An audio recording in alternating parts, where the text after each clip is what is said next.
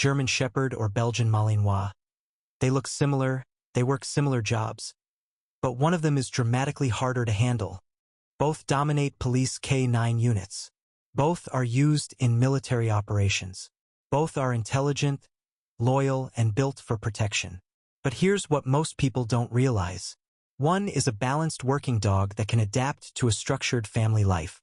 The other is an intensity-driven machine that demands near-professional level handling. In this video, we're not talking about appearance or popularity. We're breaking down their drive levels, training difficulty, daily energy demands, temperament stability, and real-world ownership challenges. If you're thinking about getting a serious protection dog, this comparison could save you from a very expensive mistake. Let's get into it. So, you're thinking about getting a serious protection dog, and you've landed on the two titans of the dog world, the German Shepherd and the Belgian Malinois. I mean, these are the elite of the elite, brilliant, powerful dogs you see in military and police units. But here's the thing, making the wrong choice between these two isn't just some small oops. It's a decision with really serious consequences. So let's make sure we get this right. We're going to cut through all the hype you see online and really zero in on the one question that matters most, especially if this is your first time with a high-level working dog.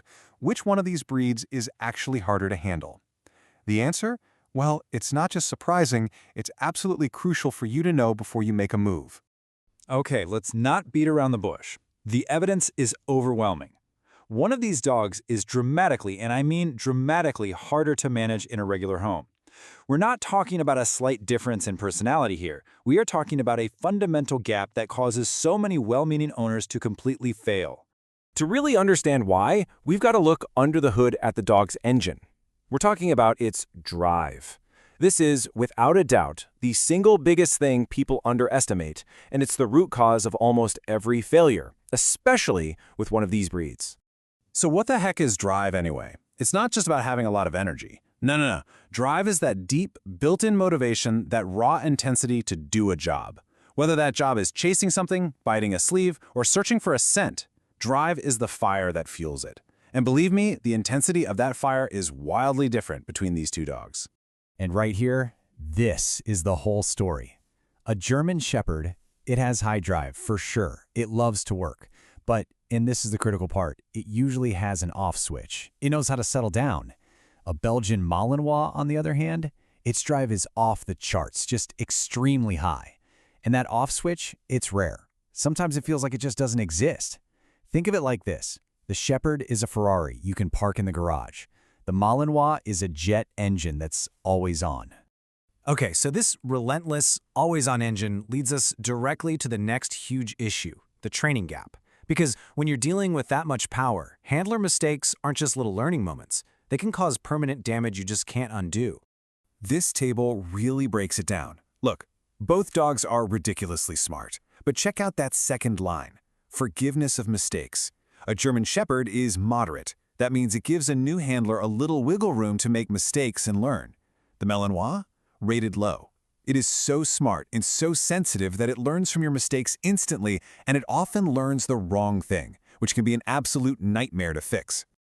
And that brings us to the first irreversible mistake a novice handler makes with a Malinois. They completely underestimate the need for perfect timing, crystal clear communication, and rock-solid leadership. With a dog this sharp, a split second of hesitation on your part can create a massive behavioral problem that even a professional trainer would struggle with. And this really hammers the point home. This quote from experts in the field says it all. That combination of insane intelligence and zero forgiveness for your mistakes, that is exactly why most first-time protection dog owners fail with Malinois. They just aren't prepared for the level of precision that dog demands from day one. All right, let's get out of the world of training theory and talk about the daily reality of what it's like to live with one of these animals. It's time for a serious, honest-to-goodness lifestyle check, because wishful thinking is your worst enemy here. You can see the lifestyle gap in black and white right here. A German Shepherd needs a solid 1.5 to 2 hours of structured activity every single day. We're talking planned walks, training, focused play. It's a huge commitment, but a really active family can often pull it off. The Malinois? You're looking at more than 2 hours of intense, high-level work. And I don't mean a longer walk. I mean dedicated, sport-level work. And that leads directly to the second irreversible mistake, failing to give the dog a real job. For a Malinois, a job isn't just a fun weekend activity. It's a deep biological and psychological need. A bored Malinois is a destructive Malinois.